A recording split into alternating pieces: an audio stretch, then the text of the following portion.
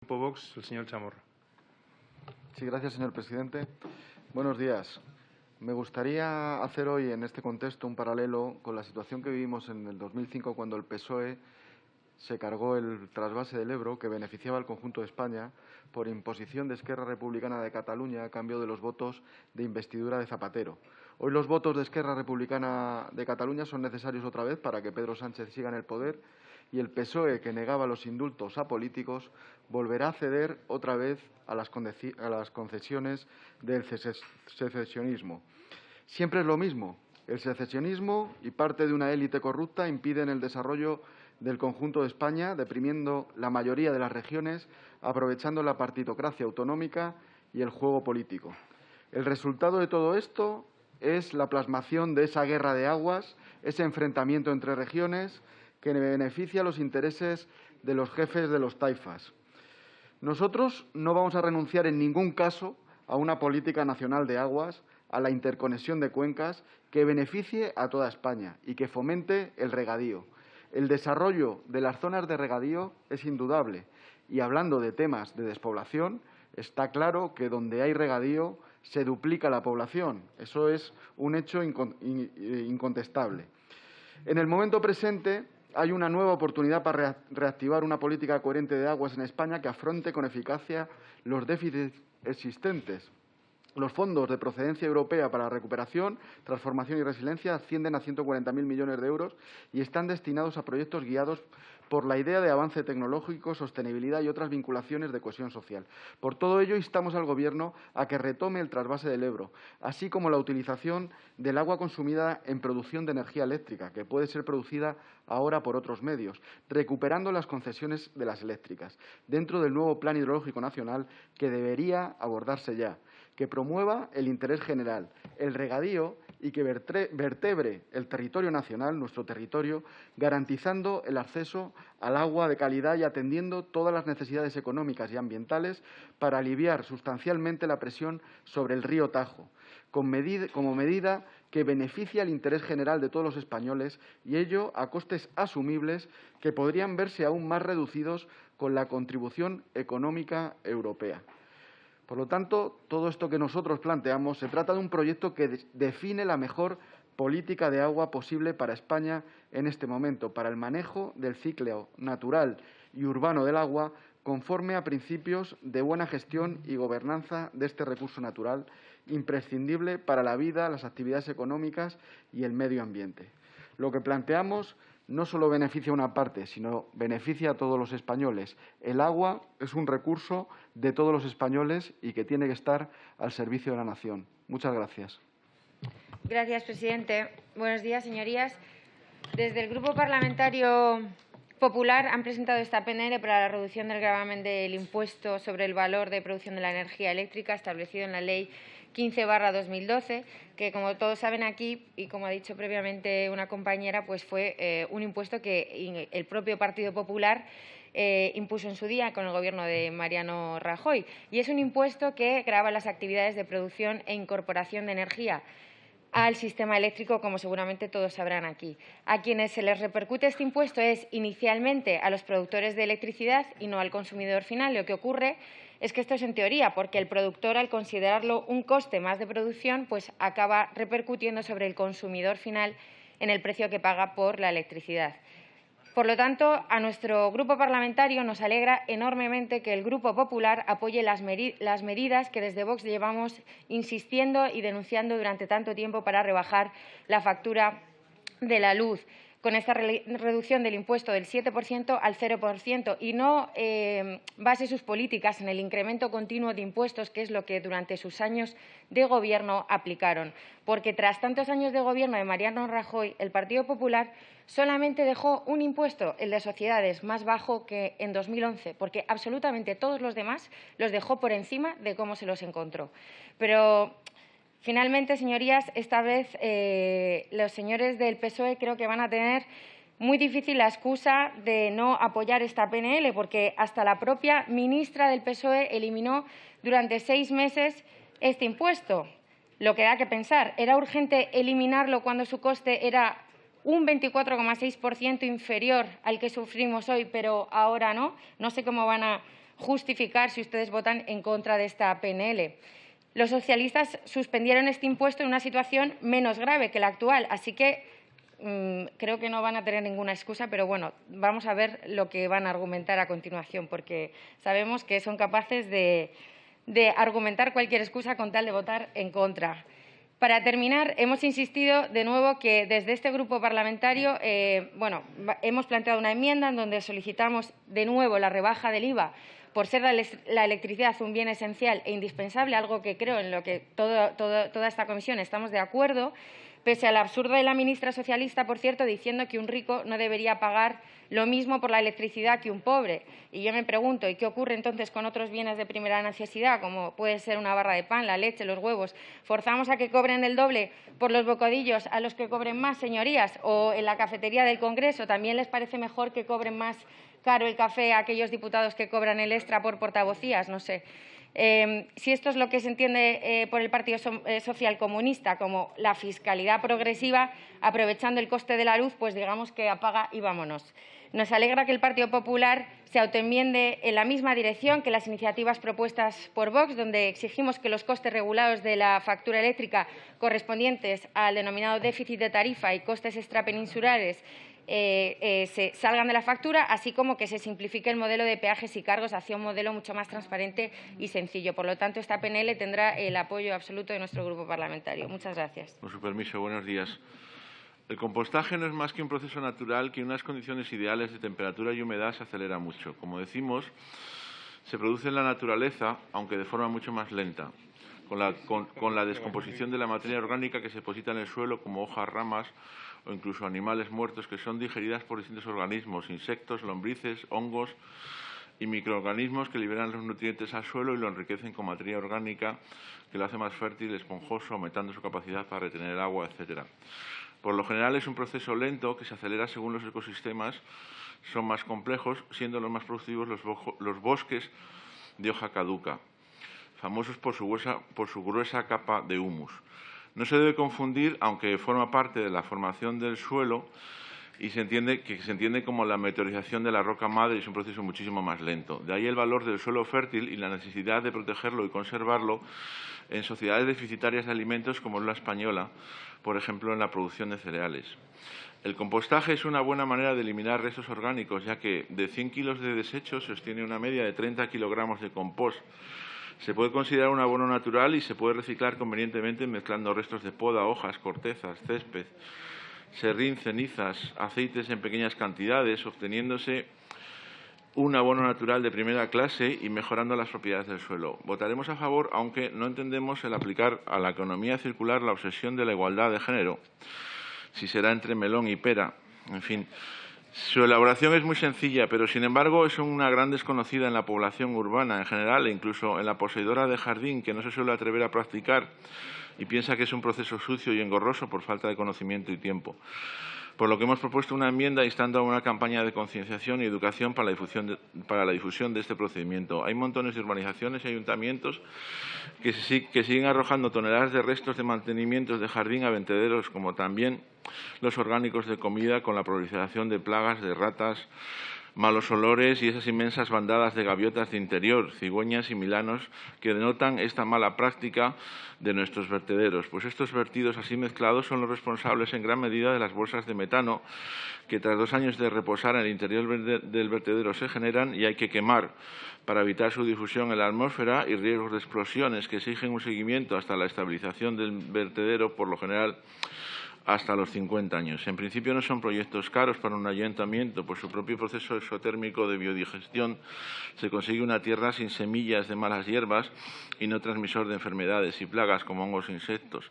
Exige un poco de sitio y maquinaria básica de jardinería como una trituradora, dependiendo del volumen a tratar, la maquinaria agrícola correspondiente. En el ambiente familiar, un compostador.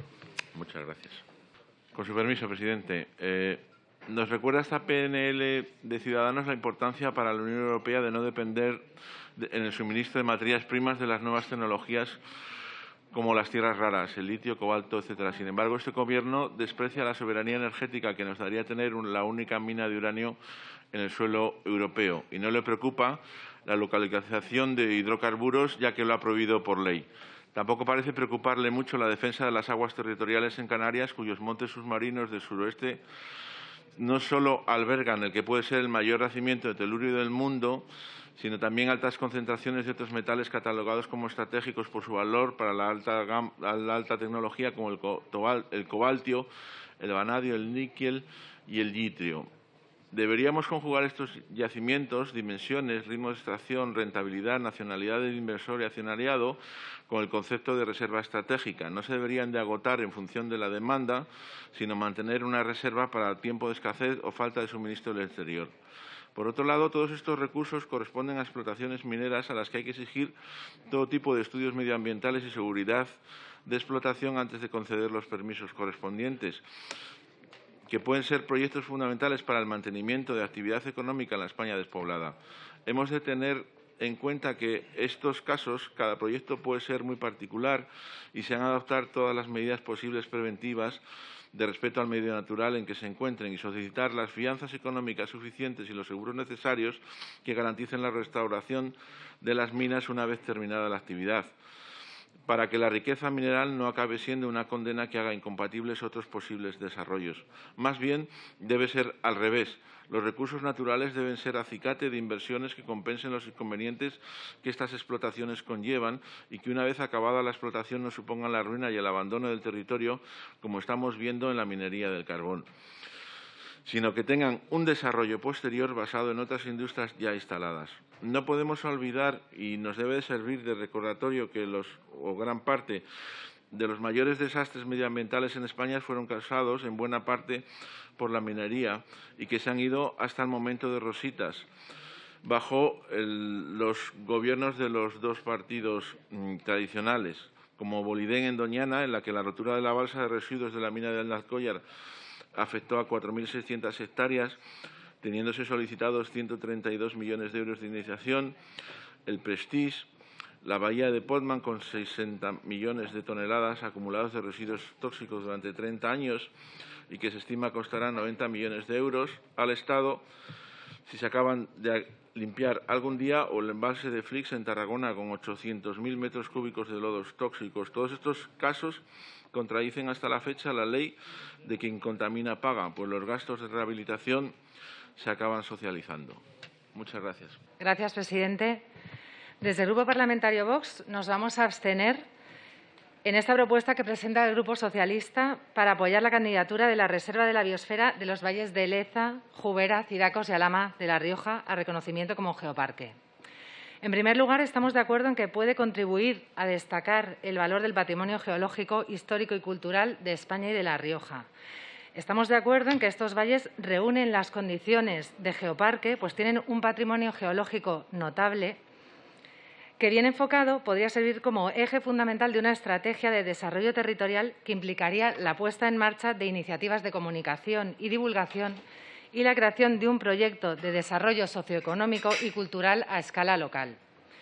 Pero tenemos que decirles, señorías, que estas figuras de protección no han impedido que el mundo rural haya llegado en muchos casos a convertirse en desiertos demográficos, cuyos usos, costumbres y actividades económicas tradicionales quedan absolutamente destruidas por la aplicación de este tipo de figuras. Esta iniciativa tampoco lucha contra la despoblación y puede perjudicar al sector primario. Estamos a favor de mantener la riqueza natural y artística de nuestro patrimonio, pero consideramos que el equilibrio ecológico debe mantenerse con la intervención del hombre. Además de que pongo en duda el prestigio de una institución como la UNESCO, que ensalza a un asesino como el Che Guevara, la realidad es que estas zonas acaban convertidas en parques temáticos naturales muy en la línea de la Agenda 2030, pseudoreligión que ustedes quieren imponer de una forma claramente totalitaria. En cualquier caso, consideramos vital el mantenimiento del legado histórico y la conservación del patrimonio paleontológico de nuestro país, ya que no solo es una fuente de recursos económicos provenientes del turismo, sino que también afianza nuestra identidad como nación tan denostada en los últimos tiempos. Por tanto, señorías, por un lado, consideramos que el reconocimiento como geoparque por la UNESCO de estos valles podría llegar a ser una oportunidad para nuestro país, en el sentido de que podría lograr una mayor proyección internacional en beneficio de España y de La Rioja, pero consideramos que la intervención del hombre es esencial para preservar el patrimonio natural.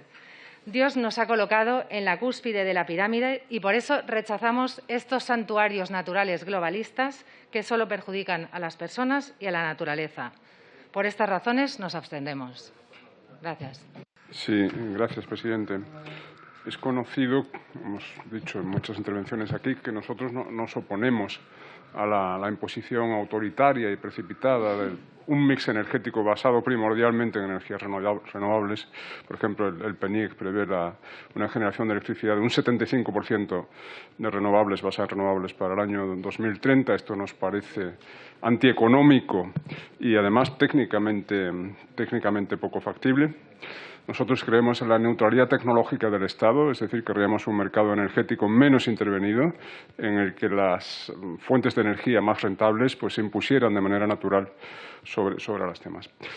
Pero eso no significa que estemos contra las renovables per se. Nosotros estamos contra el gigantismo fotovoltaico y eólico. El modelo energético del Gobierno va a conducir a una España interior cubierta de extensiones infinitas de plantas fotovoltaicas o turbinas eólicas. Estamos hablando de máquinas de 170 metros de altura, porque el tamaño de las turbinas tiende a aumentar, ya son el tamaño de un rascacielos, y esto, por supuesto, destroza visualmente el paisaje y tiene además un nada despreciable impacto ambiental sobre la flora y la fauna. La flora desaparece y la fauna se ve también muy afectada. Por ejemplo, las aves, incluidas especies de aves protegidas, y murciélagos, destrozados por las aspas de las turbinas. Por cierto, la España interior está despertando frente a esta invasión del gigantismo fotovoltaico y hay ya en marcha un movimiento de resistencia vecinal en municipios en los que está prevista la instalación de grandes parques eólicos o fotovoltaicos, por ejemplo, Usebre en Badajoz o Sayago en Zamora. A pesar de todo lo anterior, vamos a votar a favor de esta PNL porque sí nos parece bien las energías renovables a pequeña escala, lo pequeño es hermoso, la generación distribuida, pequeñas instalaciones renovables de autoconsumo para explotaciones agrarias, etcétera, nos parece buena idea. Es decir, que la energía producida beneficia a la población local, que no sea trasladada a grandes ciudades, porque además así se evitan las fugas de energía y los costes en líneas de transmisión que implica el desplazamiento de la energía a grandes distancias. Una pega vamos a votar a favor, pero querríamos hacer una objeción, y es que se presente las energías renovables como medida para el reto demográfico. Como hemos dicho aquí tantas veces, el reto demográfico de España, el problema demográfico de España es una fecundidad de 1,2 hijos por mujer, 45% inferior al reemplazo generacional. Eso no se va a solucionar con instalaciones de renovables en la España despoblada, ni con políticas de movilidad sostenible entre zonas urbanas y rurales, como apuntaba algún portavoz antes, ni tampoco con la declaración de ciertas zonas como reserva de la biosfera, como apuntaba el portavoz del Partido Popular. La natalidad solo se podrá reanimar con medidas pro natalidad, como las que nosotros hemos propuesto tantas veces y, por cierto, son sistemáticamente rechazadas por la mayoría de los partidos aquí presentes. No nos den gato por liebre, no llamen reto demográfico a lo que es política energética. El reto demográfico está pendiente y solo podrá ser resuelto con medidas pro natalidad. Gracias. Buenos días, presidente. Vox va a apoyar esta proposición no de ley porque los datos y la ciencia confirman que la caza sostenible y la función de los cazadores son esenciales para conservar la tórtola. Incluirla en el catálogo de especies amenazadas, como ya persigue el Gobierno socialcomunista, es condenarla a su extinción, como ya dije. Esto es así por dos motivos. Por un lado, el decrecimiento de la especie desde los años 70 en un 90% de los casos es debido a la destrucción y pérdida de su hábitat, no a otros motivos. Por otro, tal y como reconoce la Comisión Europea, son los cazadores los únicos que están implementando medidas para recuperar ese hábitat. Sin embargo, sorprende que el Partido Popular venga a blanquearse delante de los cazadores presentando esta PNL en favor de la gestión de la tórtola y mientras en algunas de las comunidades donde gobierna, como Andalucía o Murcia, pone un cupo cero de abate para esta orden de vedas. Un auténtico escándalo, puesto que hoy no existe ni una orden nacional ni europea que prohíba su caza. Esto nos sorprende. Cuando el Partido Popular está en la oposición, todos son promesas y valentías, pero cuando están en el Gobierno ya se sabe, complejos y falsas esperanzas. A los hechos me remito. Silvestrismo, prohibido en el año 2018.